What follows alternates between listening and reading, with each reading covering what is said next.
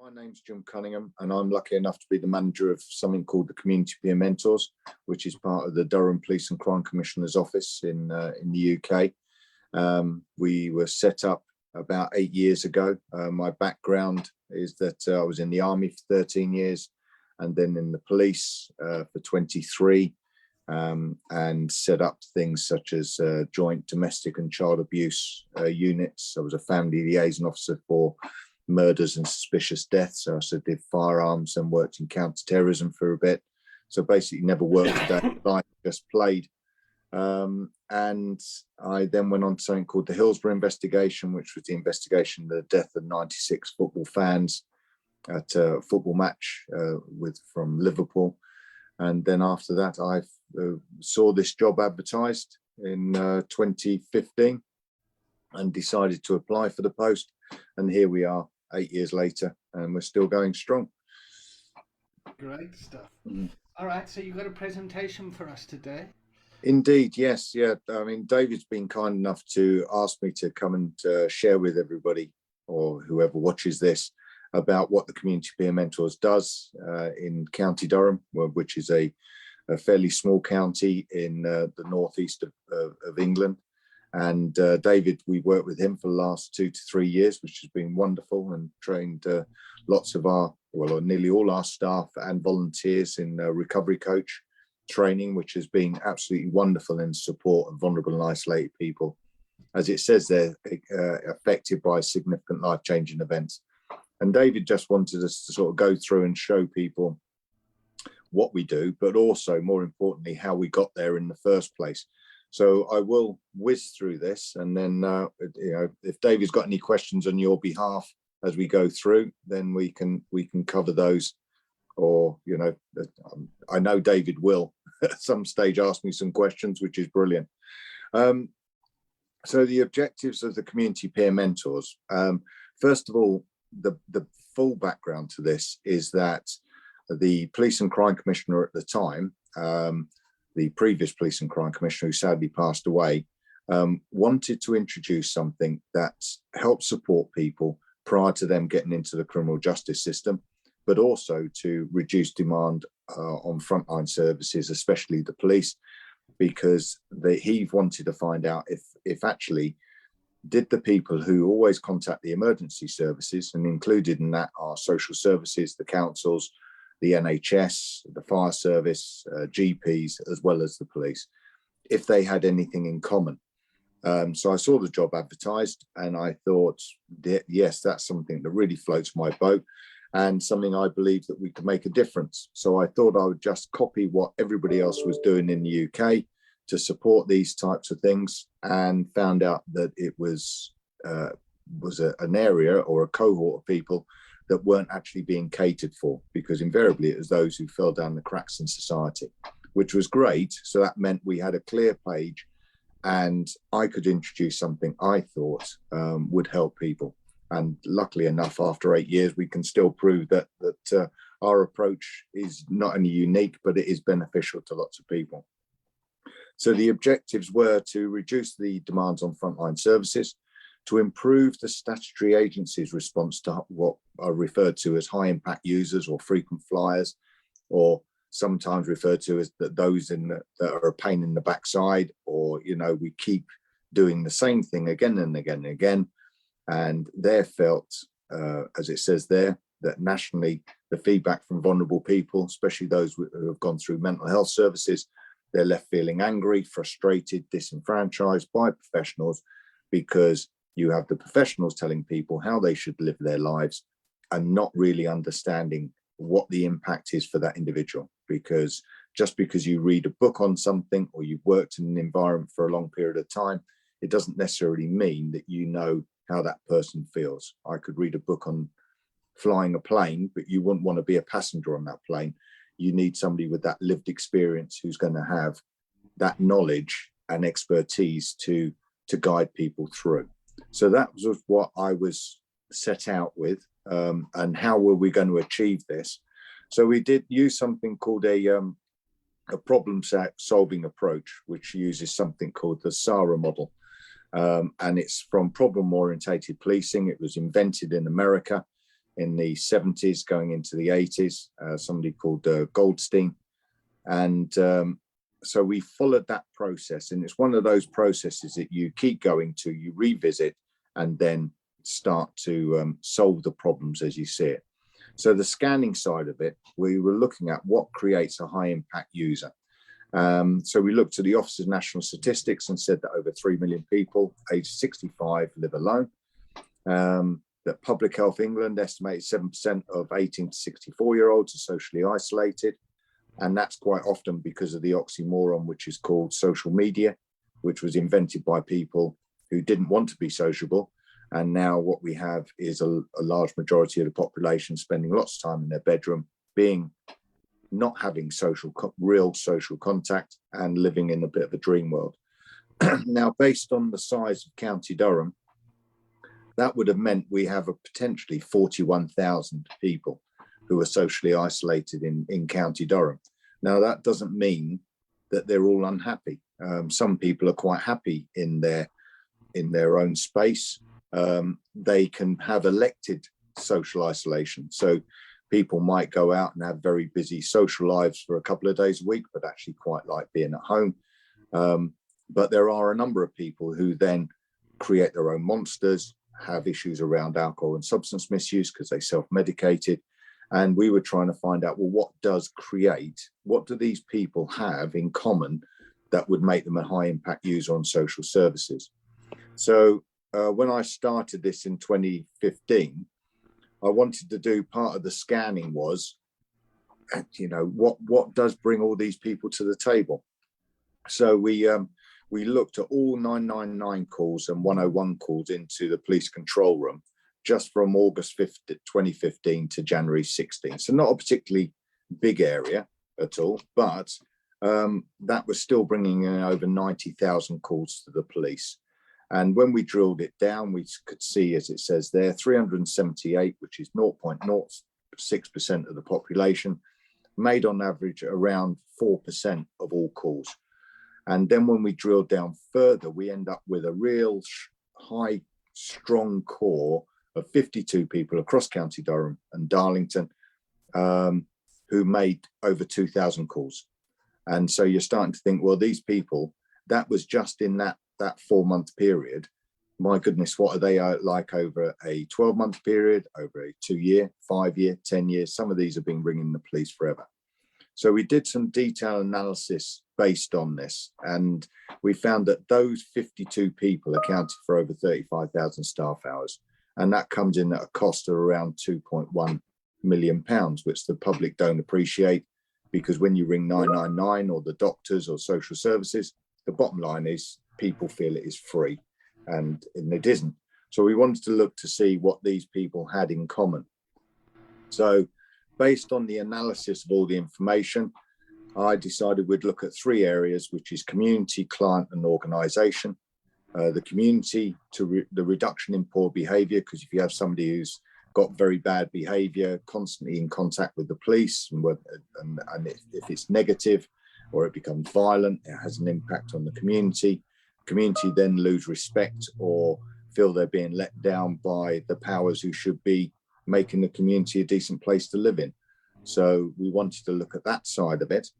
And then we looked at the client, and I decided we wanted to engage with them at a different level, not with a big stick, which the police come with, social services come with, probation services come with, sometimes the NHS come with. If you don't take this, we won't give you this. We'll take your house off you. We'll take your kids off you. We will arrest you. All these things are not really a carrot. It's just the stick. And I felt that we need to engage with people at a different level, and how we were going to do that. But then also looking at the organisations. By reducing demand, you reduce confrontation, and then the negative impact on the staff and the mental health and well-being of those staff. Because if you're constantly going to the same house day in, day out, you feel as a professional that you're letting that individual down. And so that has an impact on you. Then if you get assaulted or if you get a complaint against you, that has a negative impact with you outside work and on your family. So there's lots of moving parts to this. But we wanted to avoid displacement and leaving clients feeling rejected. And quite often with professionals, they have very set criteria. You know, mental health services won't necessarily engage with somebody if they're still taking substances or alcohol. Alcohol services won't touch people if they're taking substances. Sometimes substance workers won't touch people if they're taking alcohol, if they're committing crime, and there's lots of barriers. So that was another consideration. But also, we didn't just want to move one person to one place to another, because we wanted to challenge that poor behavior and preconceived ideas, not just of the individual, but of also the organizations and community. Because somebody who's presenting in one way, quite often, well, there will always be a backstory, but we wanted to find out that backstory and help support that person and raise awareness, perhaps with the community and organization, if they were sort of happy to do so. So based on that analysis, the aims of the community peer mentors were to support vulnerable and isolated people affected by significant life-changing events. And those significant life-changing events are your death, divorce, debt, unemployment, underemployment, early retirement. And it's not one size fits all with significant life-changing events. Being the victim of crime is a significant life-changing event. Being a perpetrator and being arrested is a life-changing event. All of which people react to in different ways. Death is a classic. You know, you might have an auntie that you really detest, and when she passes away, you go, oh, well, you know, we'll go to the funeral and that's it. On the other hand, you could have a pet that passes away and your life will fall apart. So it's not just saying, oh, well, they've had a death, therefore they get 1 point.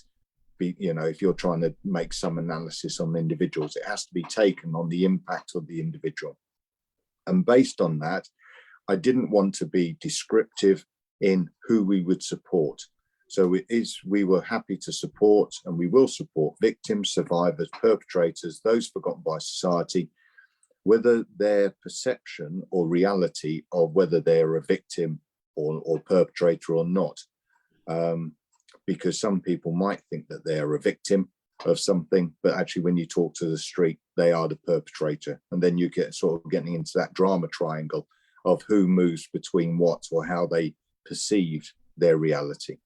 Who through unfulfilled needs become reliant on emergency services, because the bottom line is they're 24/7, people think it's free, and invariably when you talk to them, you speak to a nice person, whether even GPs, receptionists, you know, there are some lovely people there.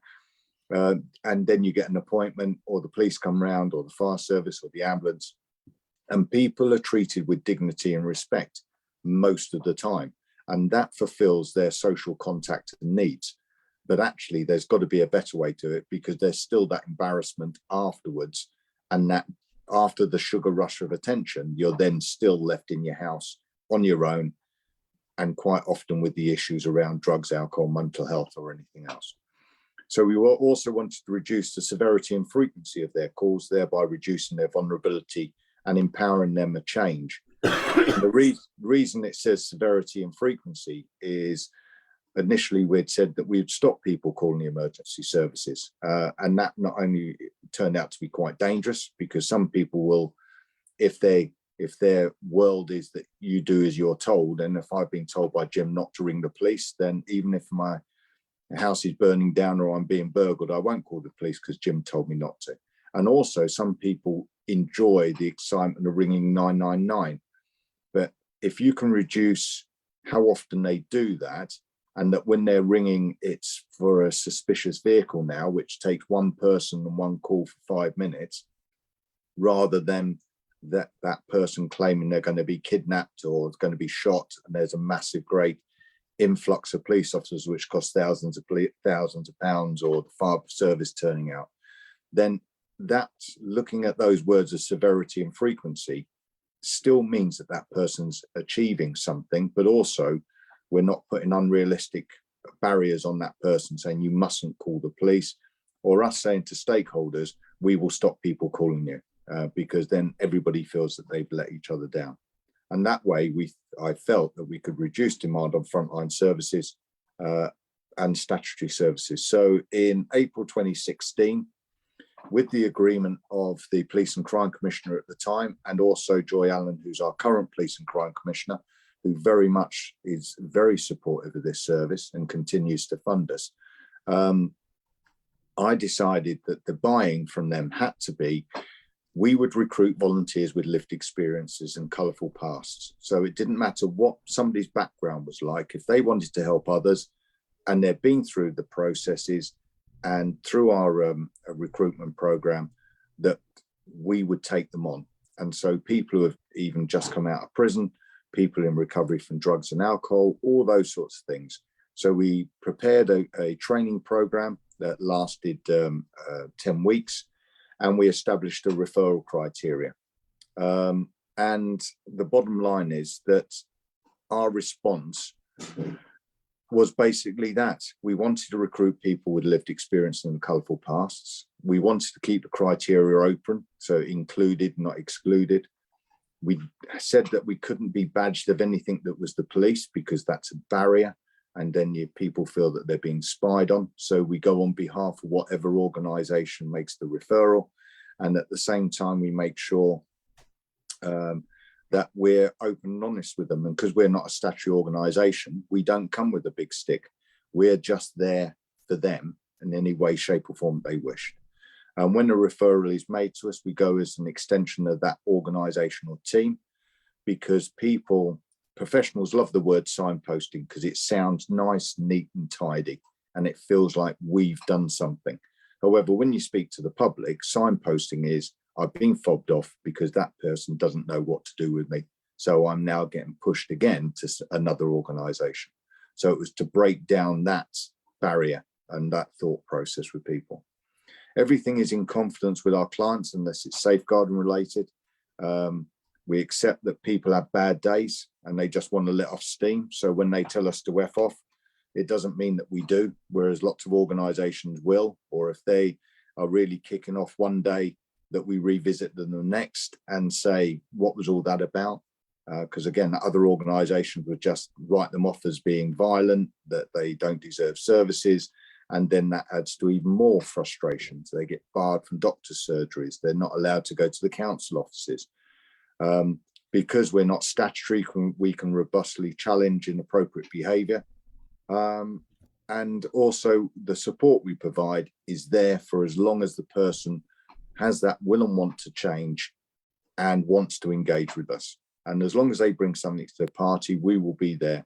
So there is no, this is the 12 steps, this is 10-week process, this is a 16-week process. This is for people for as long as they want to change. And some people we've now been supporting for 2 to 3 years because they still need that sort of steady hand. And as it says there, we aim to leave people with hope and confidence to lead a happier and more fulfilling life, and making them feel safer and improve their circumstances. So our criteria is very open. We'd rather say yes than no. It's open to anybody, doesn't matter about their background. Over 18, unless we agree to take people on who are under 18, as long as they don't pose an immediate and obvious threat to the person, and that they have that will and want to change and capacity to change. Because otherwise, if they actually quite enjoy their life the way it is, there's nothing we can do about that. So based on those 52 people at the very start, we did a treatment site of 11 based in Darlington in County Durham, which has a population around 90-odd thousand. And of those 11 people, they'd made 355 calls, coming in at just over 3,000 staff hours. There's the cost there.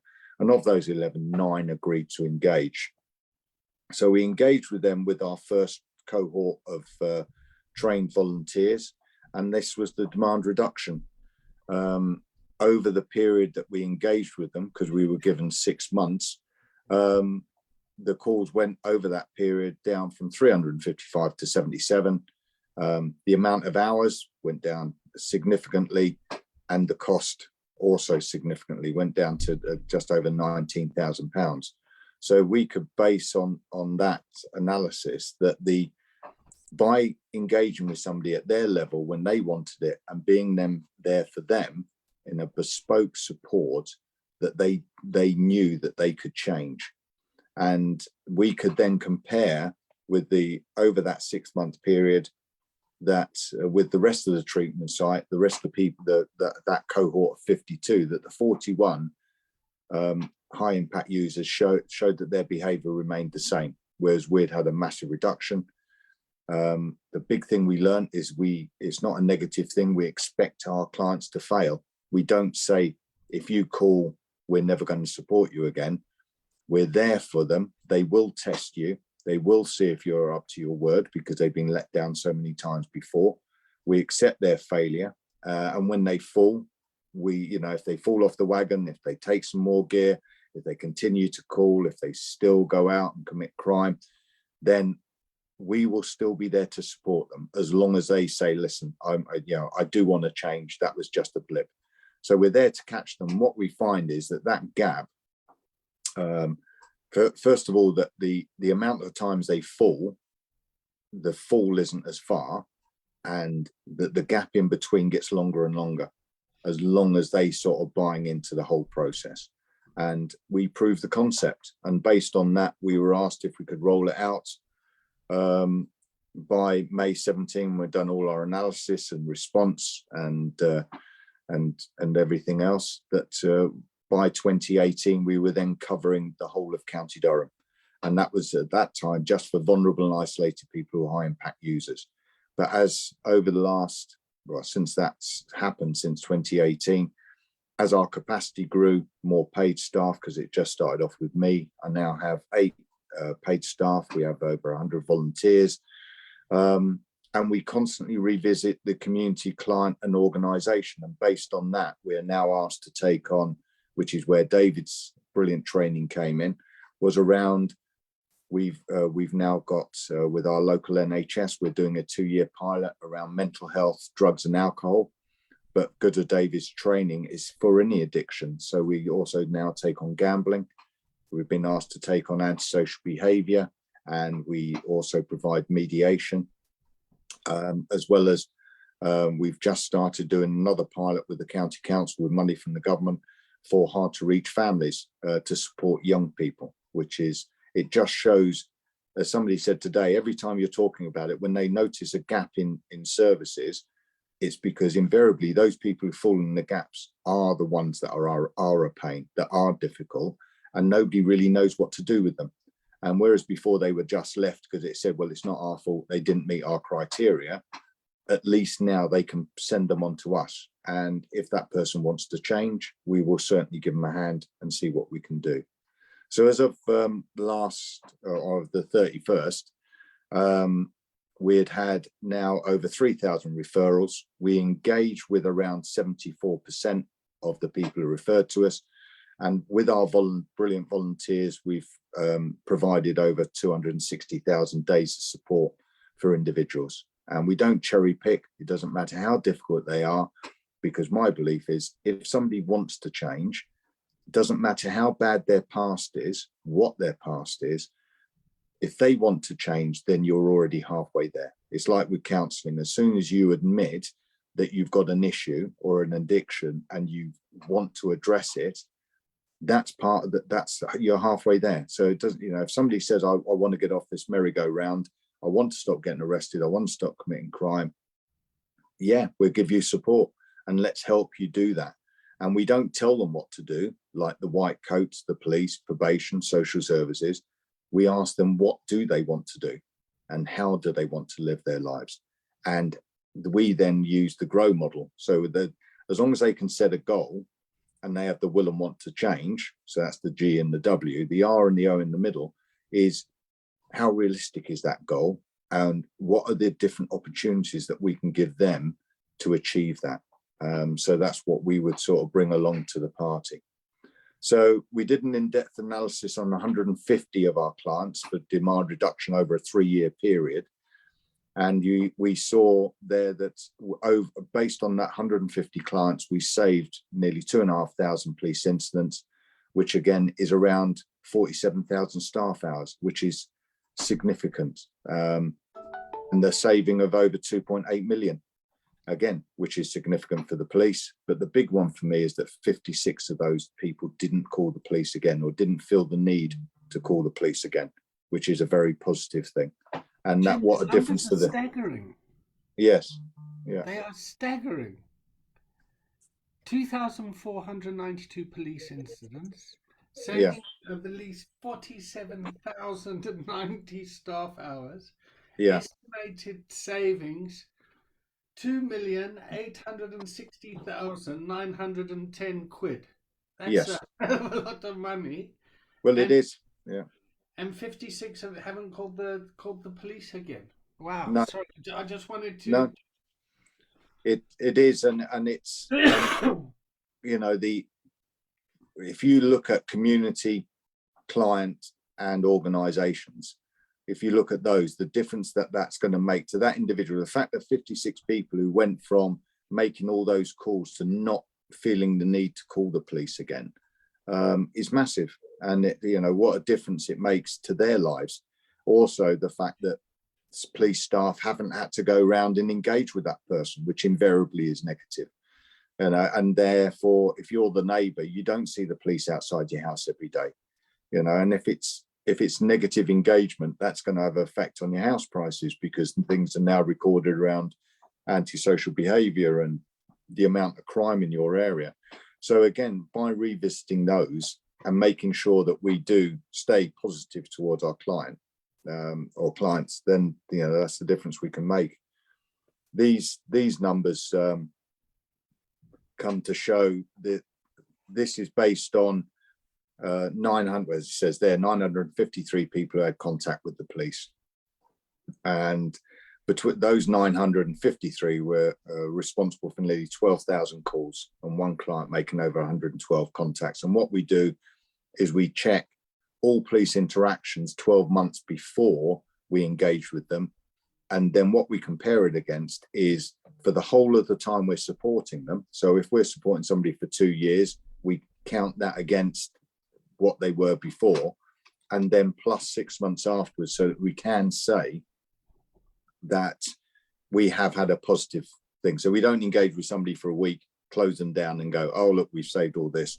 We continue to monitor them for 6 months after we stopped engaging with them. And the quarter on quarter savings for the last 4 years is around 82% demand reduction. And of those 953, 480 haven't called the police again. And they're the other savings, 185,000 staff hours and 10.7 million.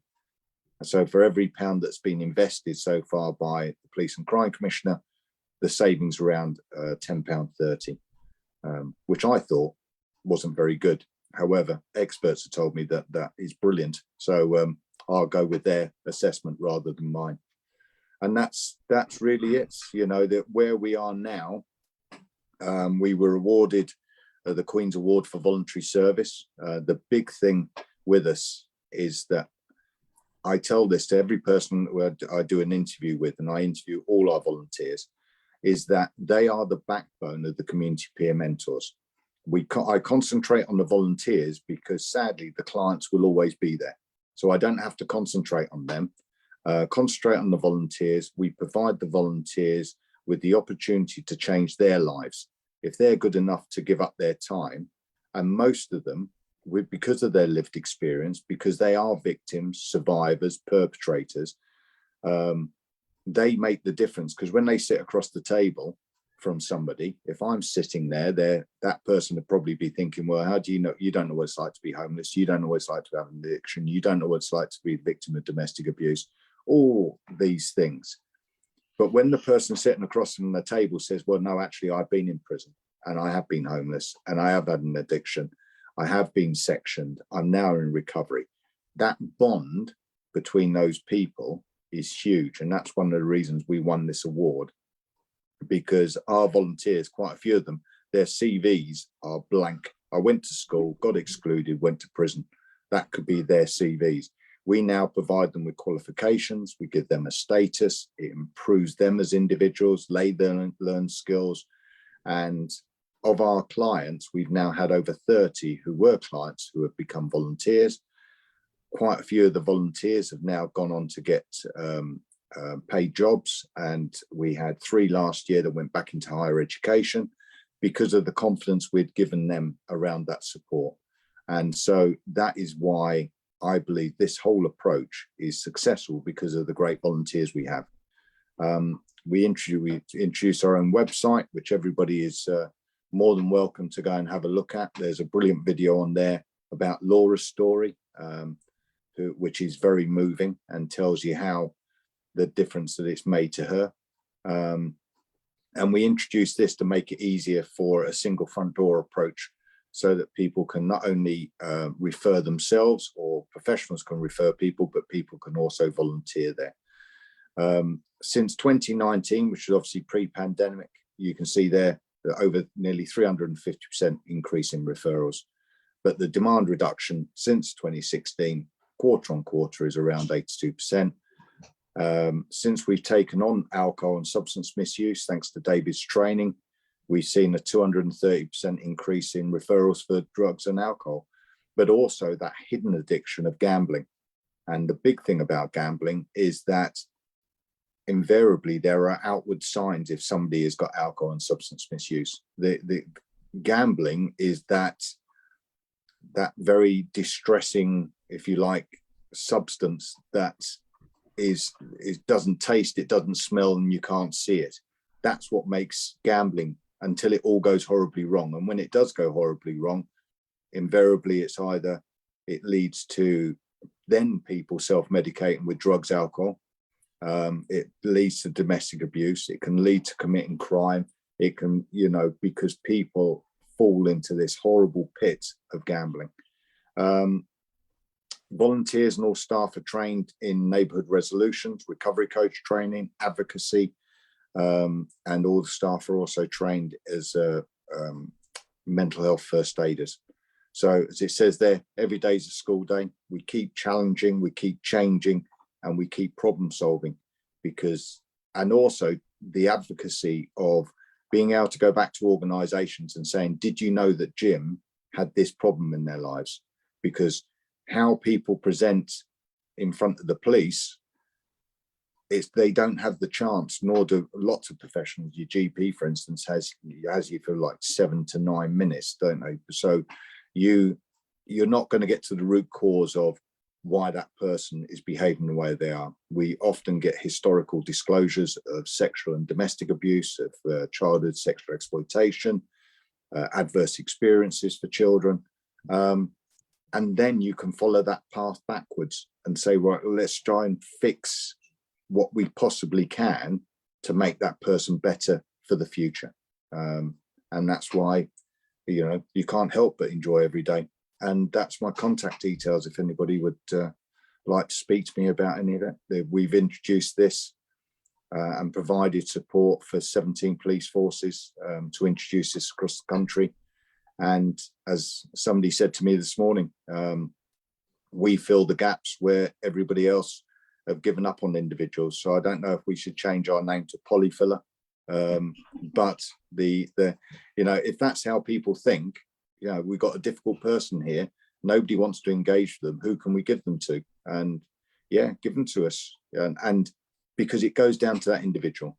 And if they say to us, Jim, I want to change. I don't want to live my life like this anymore. Then why wouldn't you want to help them? And unfortunately, lots of the statutory services go, you've had your chance. You've let us down too many times. We'll do all the negative things to you. And that's not fair. And that's basically it in a whirlwind tour. Thank you very, very much. What do you think your biggest learning has been between 2017 to 23? The biggest learning would be the horrific negative impact of anxiety. I don't think people appreciate the negative impact that anxiety has on people's lives. The fact that people, certainly society will ask people to do the most difficult things at the worst time in your life. When you're grieving, when you've lost your job, when you're going to be made homeless, we ask them to fill out the most complicated forms. People ask the most stupid questions. You have to keep repeating your story. And then when you kick off, people say, well, do you want support or not? Well, yes, they do. But what they don't need is somebody telling them something that they already know. That, you know, being told you should come off alcohol and drugs because it's bad for you is that no shit Sherlock moment, really. I know that. And thanks very much for that, Mr. in your white coat with your big car and your nice house and your family and all the rest of it. But I don't know if I'm going to have somewhere to live tomorrow. I don't know if I can feed my kids. I don't know if my kids are going to be taken off me. And so people are offered stuff. They always say yes because they believe that's what the professionals want to hear. And it is, because that's the answer. Because if you say no, they have a big stick, which will mean you losing your house, your liberty, your children, your money, all these things. But then when they don't turn up, people don't appreciate why. And the reason why is anxiety. It is crippling. People go to bed for 3 days, not because they're lazy, but because they don't know what they're going to confront. And we've all had that starting a new job.